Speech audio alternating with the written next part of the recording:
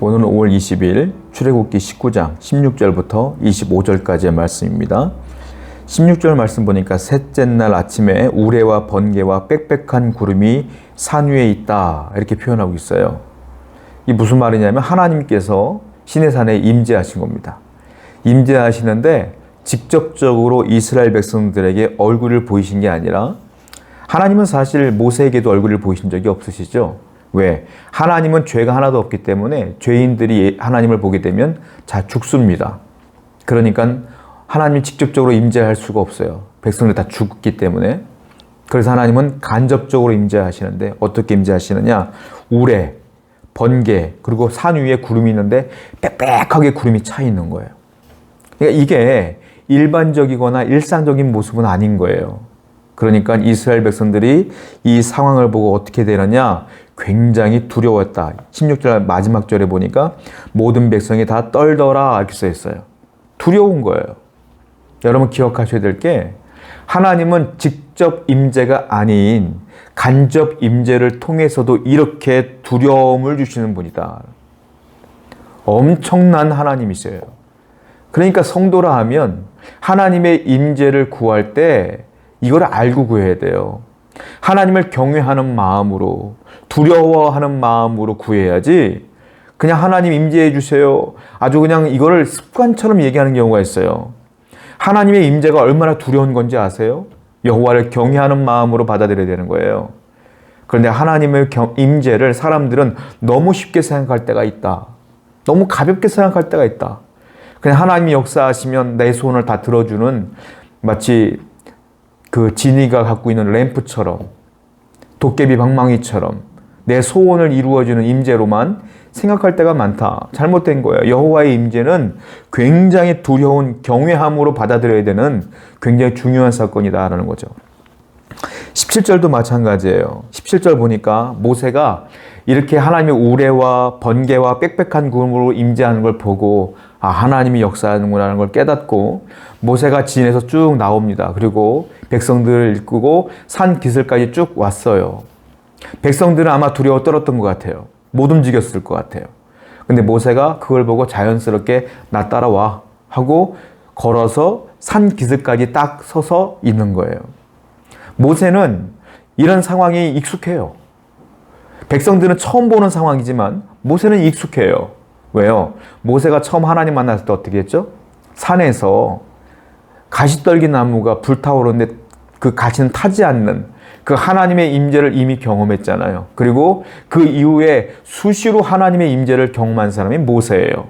백성들은 처음 하나님의 임재를 경험한 거지만 모세는 이미 수없이 많은 경험을 통해서 하나님의 임재함을 알았기 때문에 이 경험이 익숙하다는 거예요. 그러니까 두려워 떨고 있는 그 백성들을 이끌고 괜찮아 나만 따라와 하고 산기슭까지 인도한 거죠. 여러분 무엇입니까? 신앙적 경험, 하나님의 임재의 경험, 하나님의 은혜의 경험이 있는 사람은 은혜의 경험이 없는 약한 신자들을 도울 수 있는 힘이 있다는 거예요. 저와 여러분들은 하나님의 임재를 경험하고 하나님의 은혜를 경험했으면 이 경험하지 못한 분들을 도울 수가 있어요. 하나님의 은혜로. 이걸 잘해주는 분들이 신앙생활 잘하는 것이고 케어를 잘하는 거예요.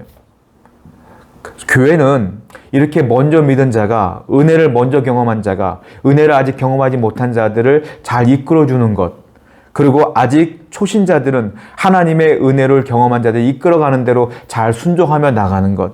그럴 때 교회가 은혜로운 교회가 될 수 있는 거죠.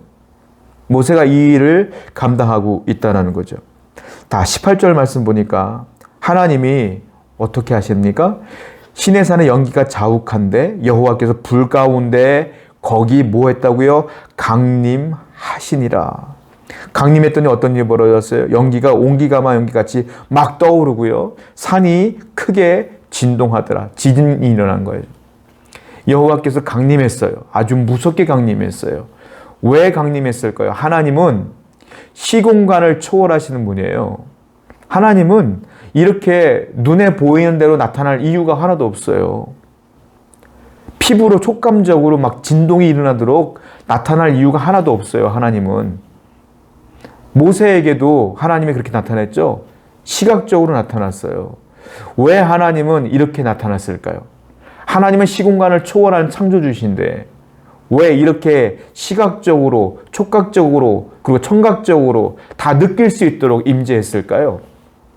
왜 이렇게 강림했을까요? 이유는 단 하나예요. 무엇일까요? 바로 이스라엘 백성들 때문에 이렇게 나타나신 거예요.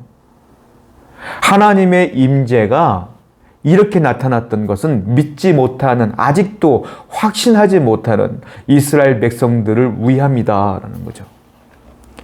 여러분, 사람들은 때때로 불평불만이 많아요. 하나님이 나를 사랑하신다면, 하나님이 역사하신다면 이렇게 좀 보여주세요, 이렇게 좀 들려주세요, 이렇게 좀 나타내주세요 라고 말하지만 하나님은 사실은 그렇게 나타날 이유가 하나도 없어요. 왜? 하나님은 영이시기 때문에, 창조주이시기 때문에 여러분 눈에 보이는 육안으로 보이는 대로 나타날 이유가 하나도 없는 거거든요. 그러니까 하나님께서는 믿음이 있는 자들에게는 그렇게 나타날 이유가 하나도 없어요.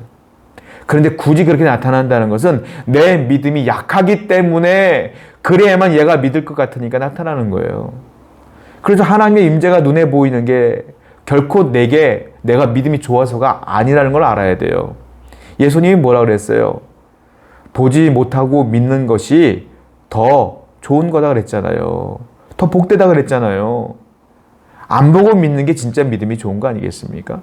이스라엘 백성들은 믿지 못하니까 하나님이 그들을 위해서 친히 이렇게 나타나신 것이다. 무슨 말이에요? 하나님은 철저하게 이스라엘 백성을 위하여, 그들을 위하여. 예수님이 왜 십자가에 못 박혀 죽으셨어요? 이스라엘 백성들과 온 인류를 위하여. 하나님이 왜 여러분들을 도우셔요?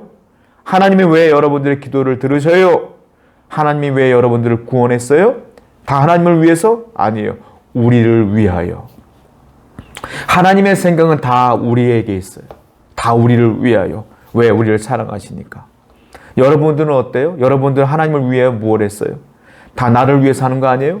여러분들의 기도 제목 다 나를 위해서 기도하는 거 아니에요? 하나님 이거 해주세요. 이거 해주세요. 하나님을 위한 게 뭐가 있어요? 다 나를 위한 것이지. 하나님은 다 나를 위해서 하시는데 나는 하나님을 위해서 하는 게 하나도 없어. 다 나를 위해서요. 그러므로 오늘 다시 한번 깨달아서 하나님, 이제는 나도 하나님을 위해 살겠습니다. 하나님을 위해 드리겠습니다. 하나님을 위해 헌신하겠습니다. 라고 결단하시기 바랍니다. 그것이 하나님을 사랑한다는 표현이에요. 그리고 하나님을 사랑하는 사람들의 삶인 줄로 믿습니다. 그리고 20절과 21절 또 21절부터 25절까지 쭉 보니까 하나님의 모세를 호출해요. 20절 말씀 보니까 여호와께서 모세에게 이르시되 내려가서 백성을 경고하라. 아니야. 20절 보니까 여호와께 시내산 곧 그 산 꼭대기에 강림하시고 모세를 그리로 부르시니 모세가 올라갔다 그랬어요. 이게 무슨 말이냐면, 자, 이스라엘 백성들에게는 하나님 앞에 누군가가 가면 죽는다, 이게 정설이야. 왜? 죄인이기 때문에. 놀라운 광경이 벌어졌어요. 하나님이 모세를 부른 거예요. 하나님 앞으로. 그런데 모세가 그 말을 듣고 하나님 앞으로 갔어요. 산 꼭대기에 하나님이 임했는데 모세가 그 산 꼭대기까지 올라갔어요. 근데 모세가 살았어요? 죽었어요? 살았어요. 그러니까 백성들이 깜짝 놀라는 거예요. 놀라서 어떻게 했냐면, 야, 이게 무슨 일이야? 우리도 하나님 가까이서 보자. 하나님 명령이 없는데 그들 스스로 결정해요. 그리고 하나님이 어떻게 생겼는지 호기심이 생기는 거야. 하나님이 어떤 분인지 가까이 가고 싶은 거야. 호기심이 생겨요. 그랬더니 21절에 어떤 일이 벌어졌어요? 백성들이 밀고 들어와. 막 밀고 막 가는 거야. 모세처럼 산꼭대기로. 하나님이 모세만 오라고 했는데. 이게 뭐예요? 하나님에 대해서 모르는 거예요. 무지한 거예요. 그리고 하나님에 대해서 호기심이 왕성한 거야. 그러니까 무지하죠. 호기심이 있죠. 그러니까 막 밀고 들어가. 아까는 죽을 것 같아 떨던 사람들이 모세가 안 죽는 거 그 한 장면만 보고 나도 안 죽을 거야 라고 확신을 갖고 막 밀고 가는 거예요. 그때 하나님 뭐라고 해? 모세한테, 야, 오지 못하게 하라. 경고하시는 거예요. 왜냐하면 그들이 내 앞에 오면 죽을까 하노라. 모세만 특별히 살려준 거거든. 죽을까 하노라, 못 오게 해라. 22절도 마찬가지예요. 여호와께 가까이 하는 제사장들에게 그 몸을 성결케 하라. 나 여호와 그들을 칠까 한다. 내가 그들을 죽일까봐 안 되니 못 오게 하라.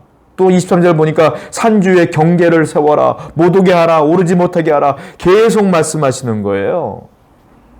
여러분, 우리를 죽이는 게 뭔지 아세요? 호기심이에요. 무지예요. 뭐에 대해서? 하나님에 대해서. 하나님에 대해서 무지한 사람은 무지하기 때문에 호기심이 왕성해. 이게 어떻게 가냐면 하나님을 알지 못하거나 하나님에 대해서 알지 못함으로 호기심이 왕성한 사람들은 이것이 어떻게 되냐면 탐욕까지 흘러가요. 하나님을 알고자 하는 탐욕. 하나님을 만지고자 하는 탐욕. 그래서 이 사람들이 경계를 무너뜨리고 막 밀고 올라가는 거예요. 그 탐욕은 그 뭐예요? 죄예요. 그럼 어떻게 돼요? 죽는 거예요.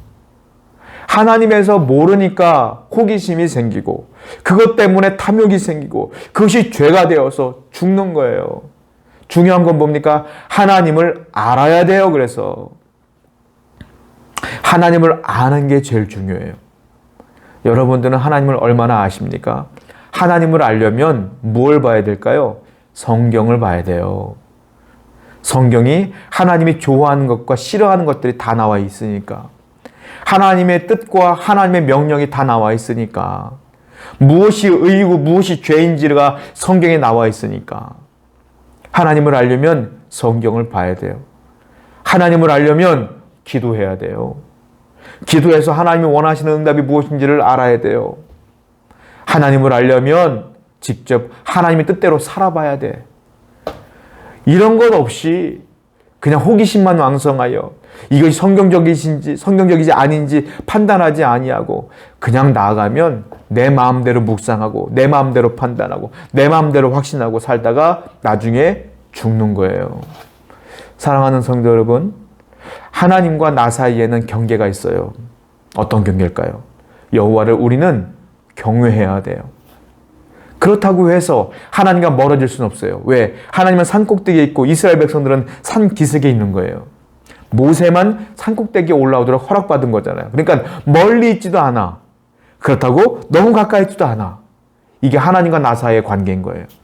무슨 말이냐? 하나님과 친밀하지만 하나님의 임재가 눈에 보여요. 친밀하지만 그러나 항상 우리 마음에는 여호와를 두려워하는 경외심으로 하나님께 나가야 된다. 하나님의 경외심이 무너지는 순간 내 안에 무지와 탐욕과 호기심이 왕성해지면서 하나님과 나 사이의 경계선이 무너져 버리는 거예요. 그러므로 항상 염두에 두세요. 나는 여호와를 경외한다.